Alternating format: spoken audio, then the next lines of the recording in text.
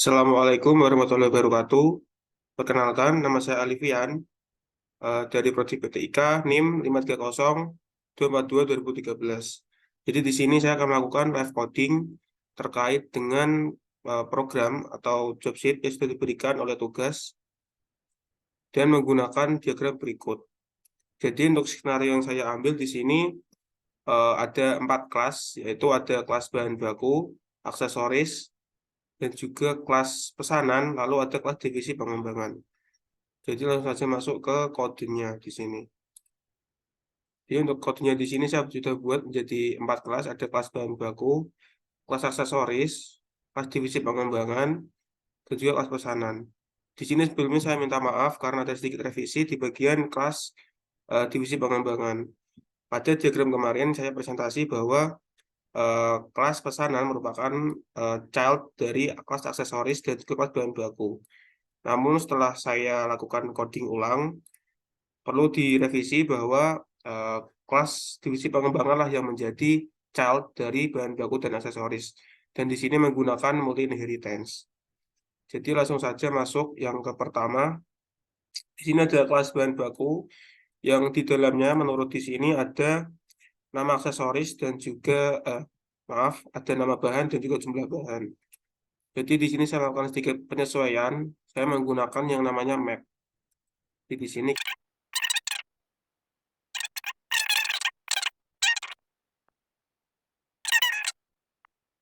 ada stok bahan baku. Jadi di sini eh, fungsi ini akan mendeskripsikan berapa jumlah stok yang ada di bahan baku.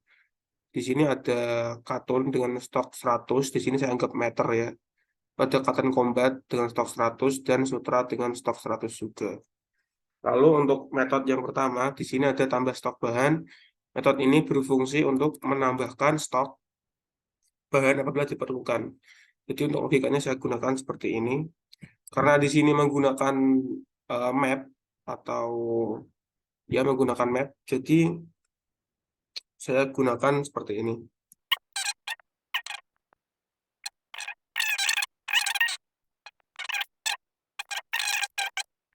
Lalu untuk kurangi stok di sini sama saja ya. Jadi di sini saya menggunakan pengkondisian if else. Jika nama bahan ada di stok bahan baku, maksudnya jika nama bahan yang kita input di sini itu ada di bahan baku, maka dia akan menambah stok bahan baku dengan indeks nama bahan tersebut dengan jumlah yang kita inputkan juga. Lalu kita tambahkan else. Kenapa begini? Karena jika nama bahannya tak ada di sini, maka dia akan dianggap tidak valid. Seperti itu. Kalau untuk kurangi stok bahan di sini sama saja bisa kita copy. Lanjut di sini ada aksesoris, sebenarnya sama saja ya seperti bahan baku. Jadi di sini bisa saya tulis terlebih dahulu.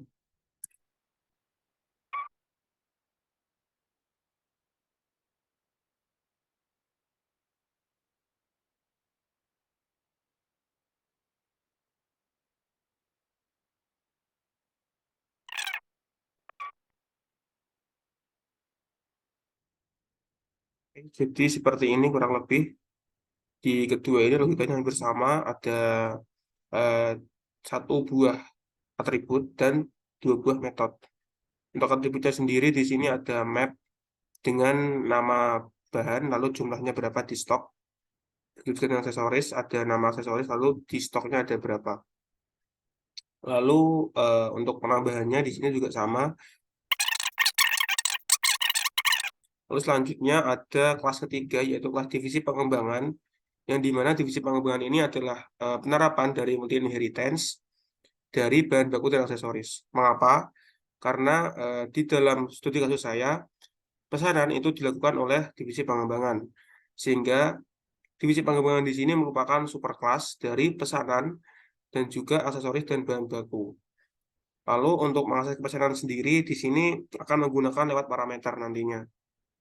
Untuk mengakses bahan baku dan aksesoris, karena divisi pengembangan untuk melakukan membuat pesanan itu membutuhkan akses ke jumlah stok untuk memastikan, maka dia memerlukan akses penuh, sehingga digunakanlah inheritance di sini. Lalu untuk divisi pengembangan sendiri, atributnya sesuai diagram. Karena nanti untuk mengisinya kita akan menggunakan metode yang ada di sini. Dan untuk daftar pesanan sendiri, kita buat di sini menjadi private, agar dia tak bisa diakses oleh divisi lain, seperti itu.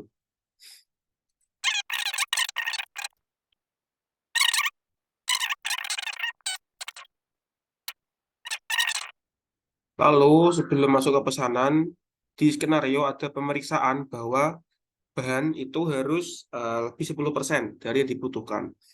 Jadi untuk itu akan saya jelaskan dulu di bagian kelas pesanan di sini.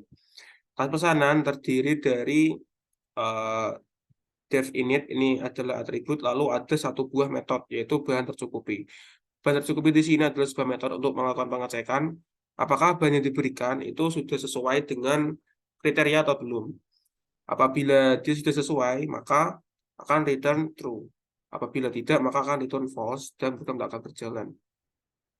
Lalu untuk pengimplementasiannya di sini akan saya buat di sini juga dibuat pesanan. Jadi sebelum dia pesanan dibuat, dia harus dicek dahulu apakah itu sesuai apa belum. Jadi mungkin kita bisa buat seperti ini.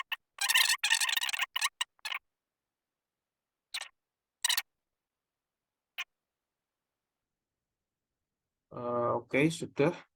Lalu untuk selanjutnya ada kirim pesanan.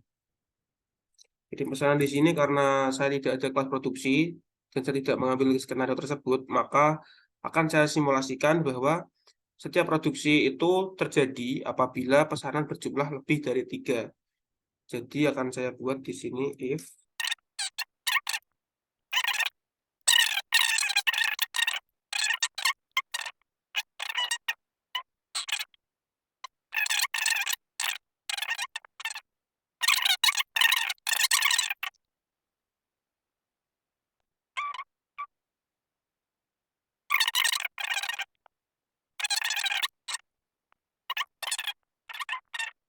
lalu karena di logika pesanan ini nantinya kan ada bahan diberikan dan juga ada stok barang. Jadi saya buat di sini ada sebuah logika di mana dia akan mengurangi stok bahan apabila kita sudah membuat pesanan seperti itu.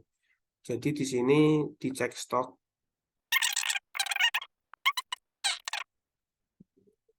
Jadi karena dia inheritance sekali lagi, dia mewarisi semua atribut dan metode yang ada pada parent.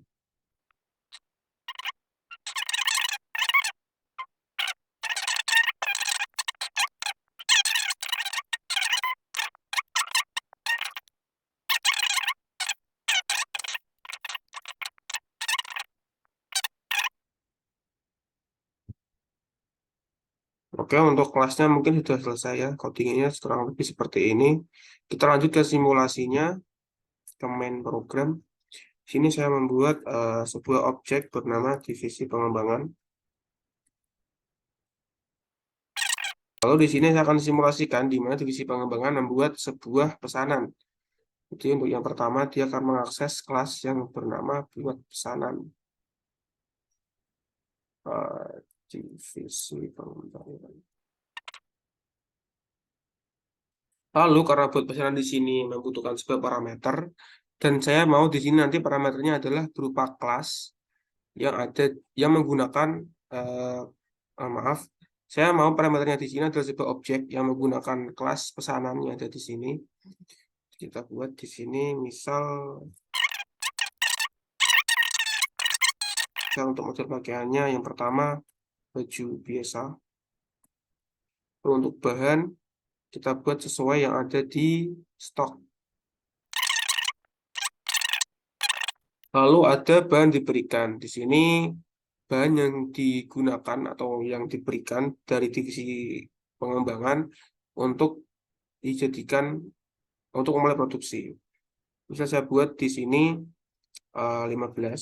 Karena sudah saya tentukan sebelumnya di kelas pesanan ini, kebutuhan untuk satu produk itu adalah 10 meter. Dan untuk kebutuhan satu produk ini sendiri, saya buat aksesnya menjadi private, karena saya rasa untuk kebutuhan pesanan ini cukup kelas pesanan saja yang mengakses. Kelas lain tidak boleh mengaksesnya. Oke, lanjut. Jadi di sini saya menggunakan konsep yang bernama objek sebagai parameter, lalu juga ada kemudian inheritance. Oke, misal seperti ini. Lalu setelah itu mungkin kita bisa langsung kirim ya. Kita kirim. Di sini seharusnya karena ada logika bahwa eh,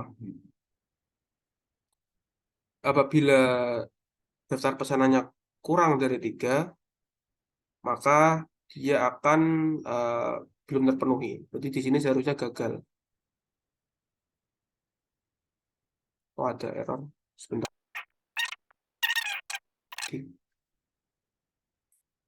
Ya, di sini sudah benar kriteria belum terpenuhi karena pesanan yang ada di divisi pengembangan itu baru 1. Lalu kita buat 2 pesanan lainnya, misalnya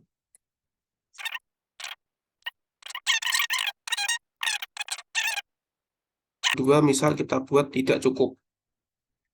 Karena tadi di sini kan untuk satu produknya kita buat 10 dan untuk 10%-nya berarti sekitar 11 ya. Misal kita buat di sini 10.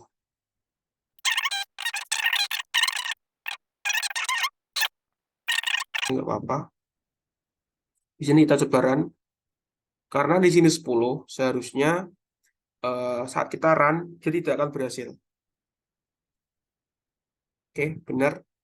Kenapa? Karena jumlah listnya itu masih belum cukup. Kita coba print di sini jumlah list pesanannya.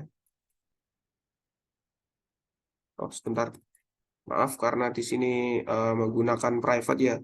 Jadi membutuhkan metode khusus untuk mendapatkan daftar pesanannya. Jadi kita buat aja di sini dev baru untuk mendapatkan pesanan.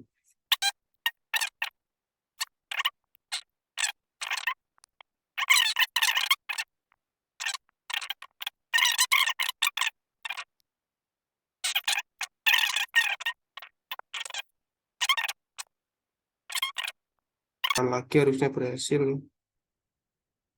Oke, berhasil. Mungkin untuk memisahkannya agar terlihat lebih jelas, kita bisa gunakan di sini.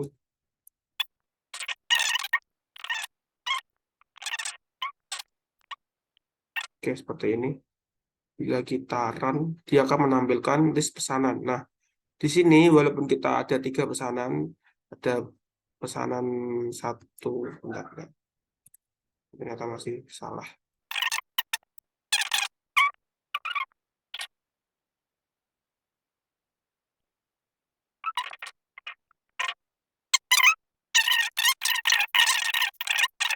Harusnya dia tidak masuk. Nah, seperti dilihat teman-teman di sini logikanya berhasil, yang dimana bahan yang diberikan di pesanan kedua itu adalah 10. Dan 10 dia tidak memenuhi kriteria untuk masuk ke dalam ini.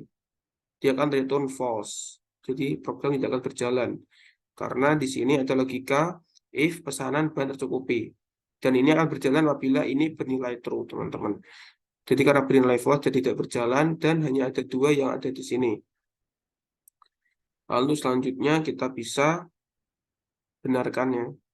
Misal kita buat di sini 11. Maka dia akan berhasil. Karena dia sudah memenuhi kriteria untuk menambah 10% bahan untuk spare. Lalu selanjutnya di sini saya akan mencoba untuk menambahkan logika untuk pengurangan stok. Jadi untuk pengurangan stok sendiri mungkin saya akan tambahkan ada di bagian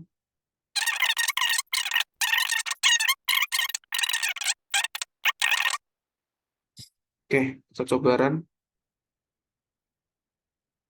Oke, di sini teman-teman lihat maaf di sini mungkin ada sedikit error ya. Untuk di bagian aksesoris teman-teman.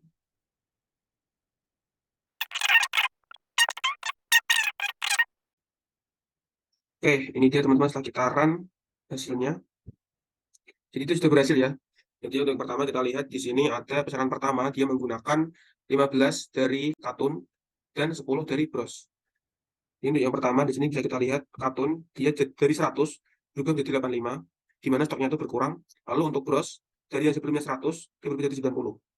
Lalu untuk yang kedua, dia ada menggunakan sutra sebanyak 11 dan money sebanyak 5. Kita lihat yang kedua dari sini.